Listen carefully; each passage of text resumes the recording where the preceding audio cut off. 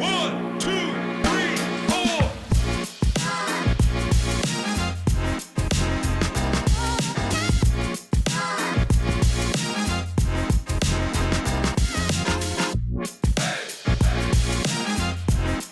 Our next stop on the Talkin G-MAC Tailgate Tour takes us to Midland, Michigan, as we welcome Northwood head football coach Dustin Beurer to the show. Welcome, Coach.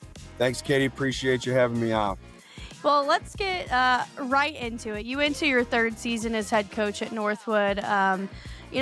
What's it like in year three? Obviously, year one, a fairly big change for you coming from Albion College, your alma mater, and spending most of your coaching career there in the D3 space. And then I'm sure that transition in year one was, a transition.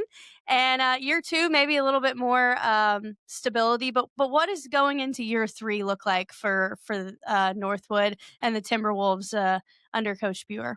I think your expectations just raise, right? And like our goal is to never be the same, continuously, strive to get better and in an ever-changing sport and rules and all that kind of thing. Like, how do we try to stay ahead of the curve? And like, I think also from not just the player standpoint, from a coaching standpoint, anything we do, expect of our players, we need to do as coaches is just continuously evolve and get better. And so, you know, year one was we took some steps forward as a program. I think year two, we took some more steps. We had 5 losses by a total of 28 points, which is frustrating. You're not far. And now none of that means anything because it's a whole new year right now. But going into year three, my expectations for the players, there's a lot more that have been in the program and been in our system now. When we talk systems, I'm not just talking offense, defense. Like what are the things that you establish as a culture going into year three? We just expect more out of everybody. And I think they should expect more out of us. And we're pretty fortunate that we've had some, fairly decent continuity from a coaching staff perspective. And a lot of these guys who are seniors, they didn't have that the first few years of their career. So, sometimes stability is a good thing, right? So that's been good. They know what to expect out of us and we can continue to get them better then.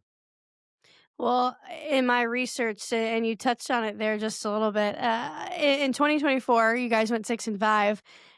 You didn't lose a game by more than 10 points in 2024. And then in October, you lost 3 games, and that was by a total of 10 points. So a lot of really close games for you guys last year. And I think that's potentially frustrating. But going into 2025, how do you build off of that? Or is it a completely new slate with a new group of guys in this fall?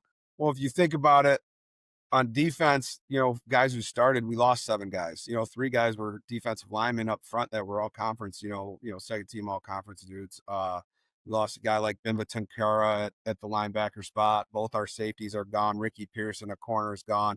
You're replacing a lot of guys. So, but like you do have some guys like up front. We have Jaden Green back, who was a real solid presence for us up front last year. He's taking on a strong leadership role. A guy like Charlie Lovell's going to have an opportunity to take a bigger role up front and has been stepping into that. Some other linebackers that got a lot of experience last year that should help fulfill the loss of Bimba Tenkara. And then there's guys that have been dying for an opportunity on the back end in the secondary to get their chance. So it is a new slate. Hopefully you have guys who have been here though, and were a part of some of those games, no matter what the role was, that they've had learning experiences.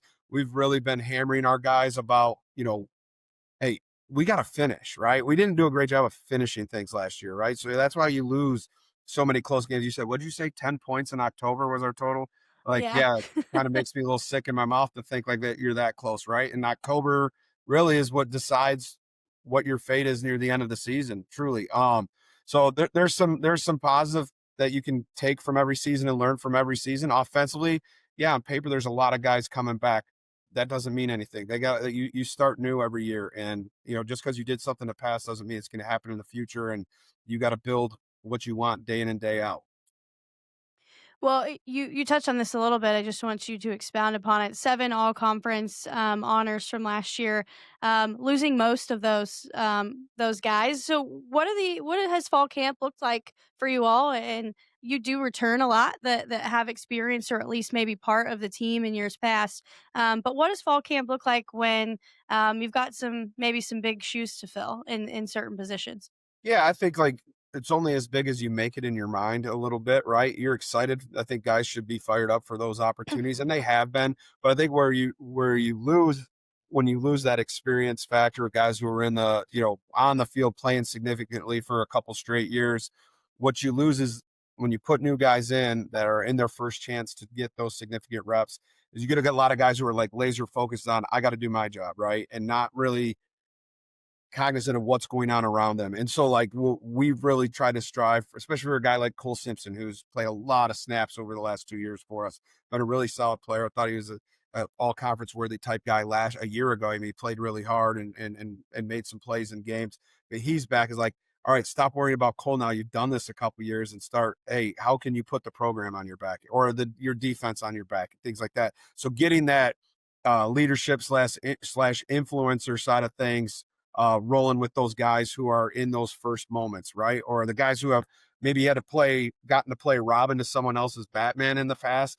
They got to become Batman now, whether they like it or not. And so, regardless, everybody's going to look towards the older guys in the program to set the table and set the temperature. And we're getting better, and we're working daily at making sure it's not coming from the coaches at all times. I've tried to institute a couple different things in practice where if I see them not picking up, what I'm picking up from an energy standpoint or something, I call a timeout. Like, hey, I only get 6 of these a game, guys, and I like to have them in my back pocket for situations at the end of the game.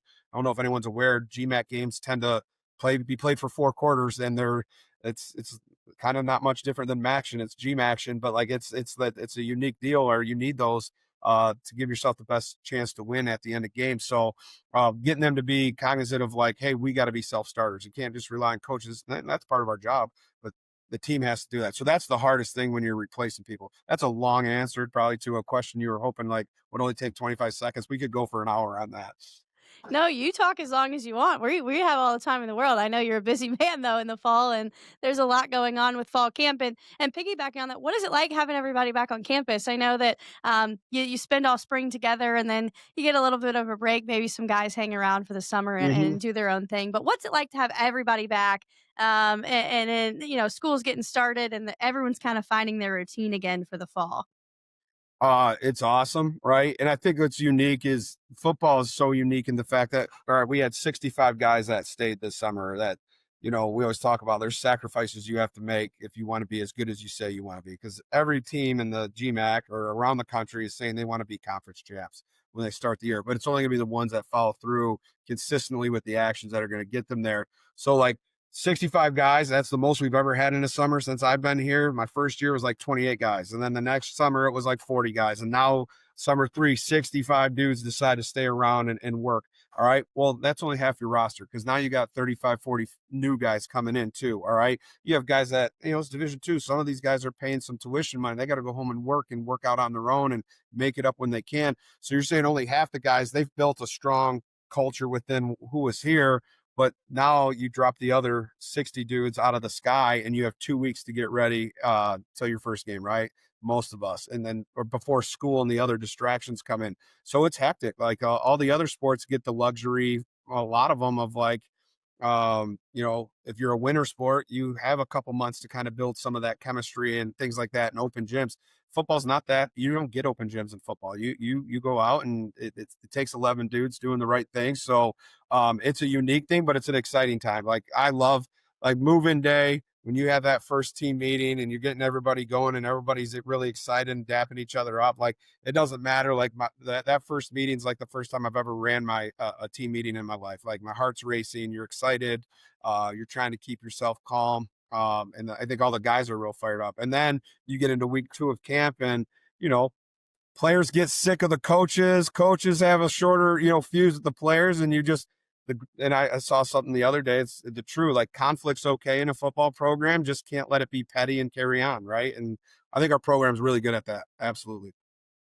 Well, we talk a little bit about some of that leadership, and sometimes that doesn't always come from the seniors on the team. I looked at your roster for 2025 or what's online, which I'm assuming is close to what it is. And you, as far as actual guys with an SR next to their name or a redshirt senior or a graduate student, you've only got a little over 10 that kind of have that designation. But And so when you talk about leadership, it sounds like maybe some of that leadership's coming from guys who may not be a senior. Can you expound upon that and what kind of the makeup of your program is like for 25?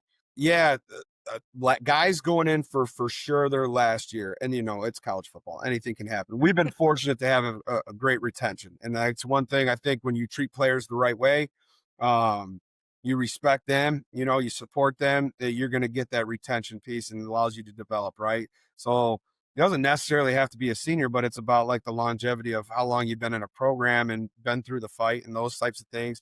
I don't think leadership or being able to influence people needs a year next to it. Some guys are really good at it naturally. Other guys you need to pull it out of. Some guys want to be producers. Some guys truly want to take on that leadership role. I would expect the guys who do want to be leaders, and we'll have a big meeting tomorrow to, elect our leadership council for the season. Is the guys that want to do it, you got to do it every day. You got to do it when you don't want to. You got to do it not just when it's convenient. All right. And it's not just, hey, you do this, you do that. It's calling people up to a standard consistently, right? And keeping your eyes like wide open. Like I always tell the guys, like, dude, you're around each other 80% of the time compared to us coaches. Like if it gets out of whack when you're outside the walls of the building, like we're going to be out of whack. So it's a heavy responsibility, and you don't need 40 of those guys. It's not realistic, but if you have a 10% and then you got 80% of guys who produce, and then that bottom 10%, they either jump on the ship or you make it uncomfortable for them to not want to be a part of it. So you can keep moving on, or you can pull them along with you in your direction, give them time to develop. You got a good shot. And I challenge our freshmen too, to start developing the culture that they want over their 4 years. Like it's not just like, hey, I'll wait my turn. Well, you wait till your turn. You only got a year left. Your window closes, so develop that culture within your class now of what you want this to be 4 years from now. That can start now. So I think everybody has to take a hand in it. I don't think it has to be a certain class. I do think we have some guys. We have a couple guys up front, Mitch Umlor, Gavin Wisniewski, who have been around going into year 5, that love it. Cole Simpson going into year 4 as a true senior. He had to get thrown in the fire as a freshman, maybe before he was truly ready. I think we're getting more and more out of him in those ways. That Jaden Green, when I got here to campus, was like, dude, is this guy going to make it for us? And has completely done a 180 over the last, like, I'm incredibly proud of Jaden Green and what he's brought to the table. Steady player, steady with his attitude. And that's what guys want. They want guys who are the same guy every day that they can look to and lean on. And today after practice, to answer your question, I had guys like, hey, raise your hand if you felt like you were influenced in a positive direction by somebody when you didn't want to this morning. And 40 guys were mentioned. I said, do you see that one action, how much of a difference that made for somebody's day? Like, you're all capable of it. And it could be just words of encouragement. It could be coaching a guy up. It could be going around dapping guys up in the locker room before you go. Everybody can do that role. It doesn't need to just be 10 seniors. So that's where I think it's unique. We're still finding out who those guys are, though. Well, as you continue to learn more about this Timby's team, I think on paper, I look and notice that Ethan Hamby comes back to your team. He got a lot of minutes under center for you guys last year. I think we like to talk about the offense and the playmakers a lot. It really does take all 22 on the field and all 3 phases of football to win a football game. But when you have somebody like your quarterback that's able to come back and kind of contribute right away in fall camp. What does that look like for the offensive side of the ball for you guys as you head into the fall? Well, I think the one thing you want in the quarterback room is a competitive room, right? And we brought in a guy second semester last year from Wofford, Paulie Seeley, who's done a phenomenal job also. First semester with playing quarterback in our offense, there's a lot on the quarterback. All right. So I think it's one of those things that's been good to see his development as well, which pushes Ethan to be better. Yes, I think Ethan Hamby has the opportunity to take another leap forward. I give him crap every day. It's like really popular to be the backup quarterback and take over, and have some success. But what about when you got to be that dude potentially every day, right? And talk the same thing with Paulie. And the great thing is those guys want to take more of a leadership role. They're not naturally big rah-rah guy, and you don't need to be a rah-rah guy, but you better be vocal if you want to be a leader. Like if you're not prepared to use your words and say, just tell me you lead by example, then you just do your job. You're a producer. That's fine. Like, we need people like that in the world too. But if you want to be a leader, you got to vocalize what's acceptable, not acceptable, and beyond just showing with your actions, because nobody's smart enough to watch just people do things the right way, or else our society would be really perfect if we just watch people do things the right way, right? So I think it's unique that Ethan and Paulie both have had opportunities to run with the one offense. I think they've both done a fantastic job. I think it allowed Paulie coming in, helped make our quarterback room deeper and more competitive, where you got guys who both played college snaps now, and they both bring unique skill sets to it. All right. And you can make the offense to what that particular guy needs to do when he's in at that time. But we expected Ethan to take another leap forward. He has. Paulie Seeley's a different type of guy, even from when he was here in his first spring with us, because he only was here for the semester, and he's worked hard with learning the offense and taking a bigger grasp of it, and having those more opportunities with the ones. He's looked good as well. So we feel really good about that room in general. Well, when we talk about the quarterback, I would be remiss if I didn't ask you about the offense as a whole. What can people expect? You don't have to give away all the secrets, but what can people expect when they head out in Midland to see the Timberwolves play on the offensive side of the ball? Man, I would expect to be challenged, right? Like, when they watch us play, we're gonna get the ball on the perimeter. We're gonna be able to run the ball maybe more efficiently than we have in the past. We took a step forward with that a little bit last year at times, compared to year one. Year two is a little bit better. Year three, we got guys running guys off the football and looking a little stronger in that suit. We have two guys at running back that have had opportunities to contribute here in games.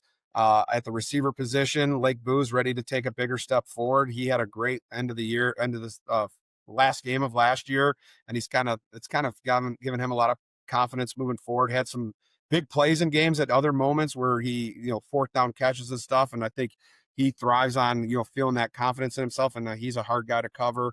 Brought in some couple different guys at the receiver position from other schools right now to help bolster the depth of that room. We feel the receiver position is really, really taking a step forward as far as how much depth we have that can play there. We lost Brendan Teal, who was one of the top receivers in the conference a year ago, and a guy that I know what he could bring to the table day in, day out, because he was with me for such a long time on our journey together. But Case Booz is back after missing last year to a foot injury. And he had a great freshman year, and we're excited to see what he's able to do. I think that year out has allowed him to become better with his leadership ability and leadership qualities, and he's taken a huge step in that direction as well. So I do think we have a potential to be a pretty explosive offense, but we have a ability, I think, even more so now to be able to play different ways. And we're just trying to challenge our guys. Like, I want to be able to go for it on 4th and 1 and 4th and 2. And, I want to win those short yardage. And so we've been putting them in those situations to kind of see what we're capable of. And the depth up front is the most we've had in a long time as well. Well, I can't ask you about the offense without asking you about the defense. And, as you've entered fall camp, where are some of the places that you've seen some guys shine on the defensive side of the ball as we head into the fall campaign? Yeah, Ace Thomas is a guy who's played a lot for us over our 2 years. He was primarily a corner, then he went to play a little nickel. Now we're moving him to the back end. He's been phenomenal at the safety, one of our safety spots. Lorenzo Alfred took over for Stephen Douglas when he went down in Game 4 last year, and he's done a great job. And just trying to get him to become more of a vocal guy, because he does have a lot of influence, I think, or could, on the team. He's a great dude. The corner spots is interesting. Like, Sean Talley's taken some huge strides going into it's technically his 5th year in the program, but he had a medical year. Seon's had some huge strides forward at the corner spot. We got a little bit better length there. I think that will help us challenge some of the deep balls and things like that and press. We got a couple other young cats that I don't want to put pressure on them and maybe mention their name, but their length is going to help us out at those spots. At the linebacker spots, 3 guys that we feel great about, and then some young guys battling who's going to be that 4th guy, led by Jalen Pitchford, who came here. He was a quarterback when I got here and took some huge strides last year. He has the opportunity to be a great leader within our program as well, but also make more plays this year because he's more confident in that role.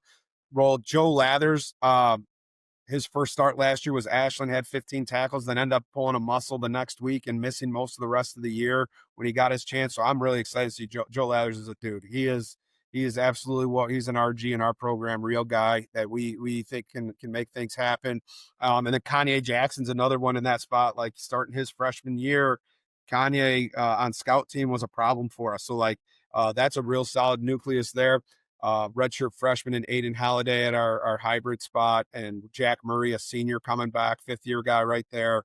And then up front, Jaden Green and Charlie Lovell, Chuckles, both of those guys up front with experience. We have a lot of it's the depth, like who's going to be our depth guys. We brought in a couple transfers, kind of see McKinley Underwood has come in and he's done a nice job for us. Corday Clayton's taken a huge step forward. Carter Faye's a guy we were challenging. Hey, you got to add weight, Finally added some weight, and wow, surprise, he can go toe to toe with some guys now, and he's playing at a higher level than we've seen. So it's just finding the depth, I think, at all those spots of who's going to be the second group, right? And to me, at our levels, Division II, when I coached at Division III, and I'm sure at the Division I level, you lose guys in a season. It's just reality, especially Division II. We play 11 straight weeks, no bye. And so guys are going to go down.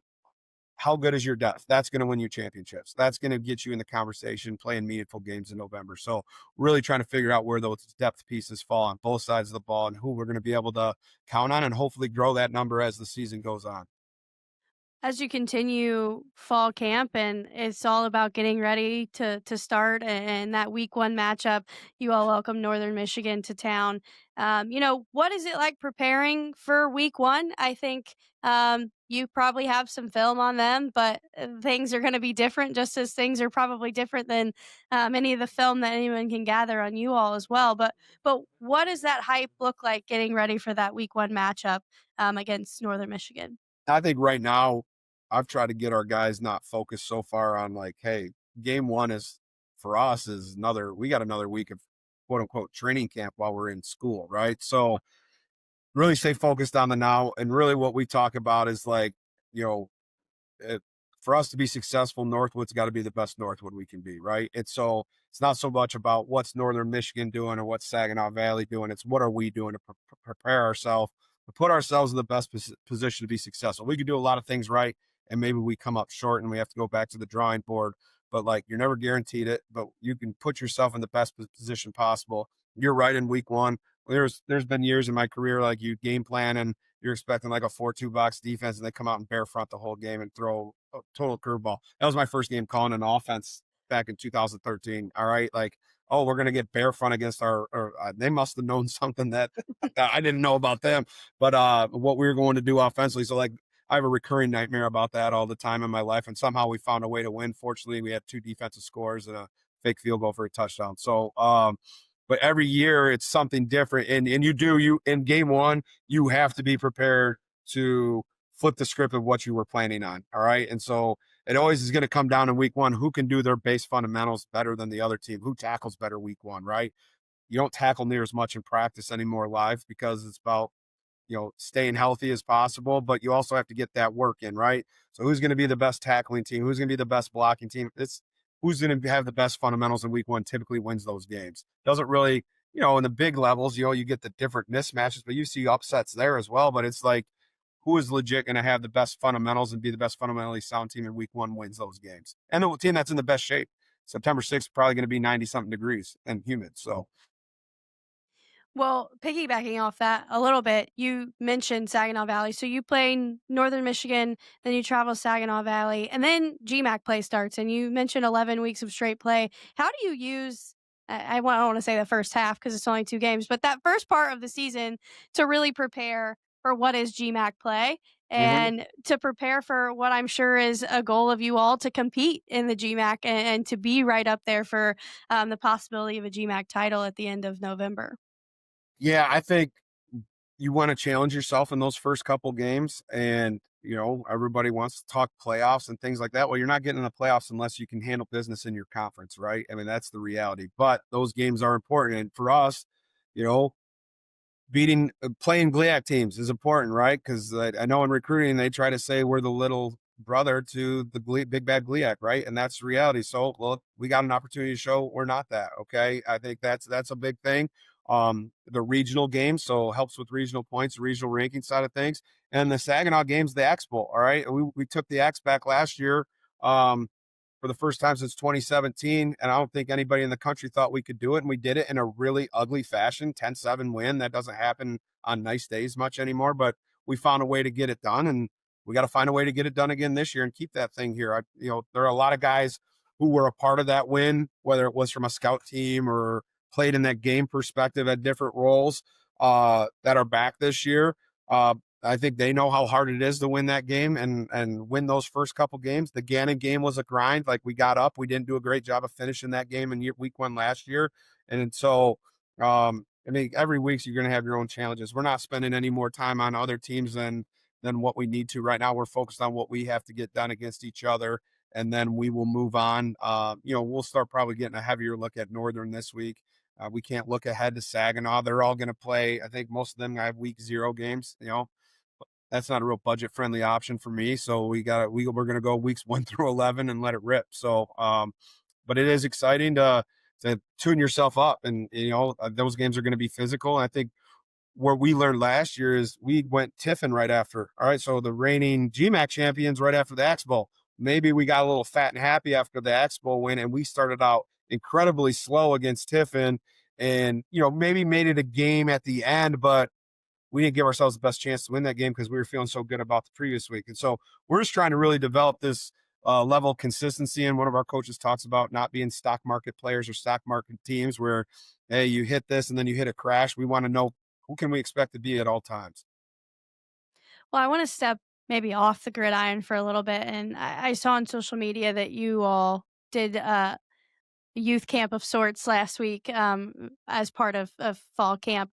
How important is it for your teams to be a part of the Midland community and to give back and to interact with the youth in the area, and just that community service as part of what they do off the field? Yeah, we try to instill that in our guys wherever you kind of lay your head at night, like you impact that area, right? We want to be influential people in that area. And to me, you can rake leaves, you can go mow someone's grass, you can pick up a park.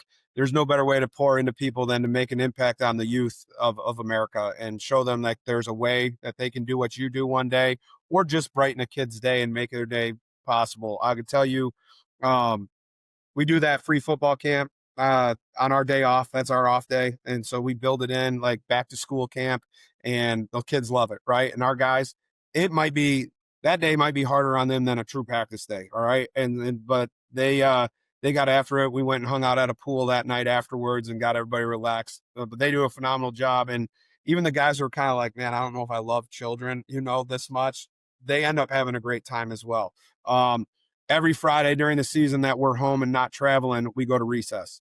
We go and play at recess. We pick an elementary school in town and we switch week to week. There's 6 of them in town. We try to go to recess. The day after we did training our free camp, that next morning we were at 2 of the elementary schools and our guys were hooting and hollering. We split up offense, defense, special teams. They're hooting, hollering, getting kids fired up for their first day of school, because who really loves summer ending? You know what I mean? Like, I think our players could have even used having somebody welcome them into our facility a little bit when summer ends, right? So our guys will do that. We've logged that we've dominated community service hours on our campus, and I'd be shocked if we're not one of the best in the country. We just might not advertise every time that we do things.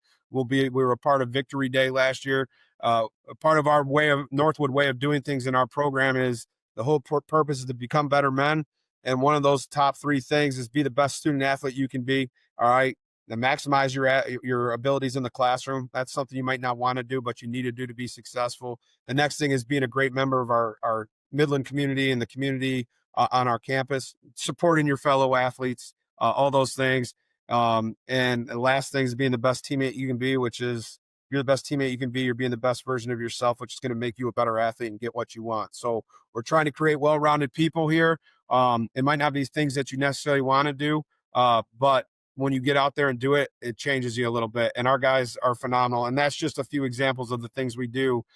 we're just not going to advertise what we do all the time. We'll log the hours because the NCAA wants them, the GMAC wants them, but we don't need to tell everybody what we're doing. And I think the Midland community appreciates what our guys pour into the community. They ask us for help. We're going to help. We're going to do it on our own too, as well, in a lot of different ways. And our guys have really bought into that and owned that. And I can't say enough about how great our people are and what they do to pour into others. Well, Coach, I'm sure the Midland community is glad to have your guys as a part of it. And we appreciate your time this afternoon. I know you guys are busy with fall camp, so we appreciate you taking some time to chat with us.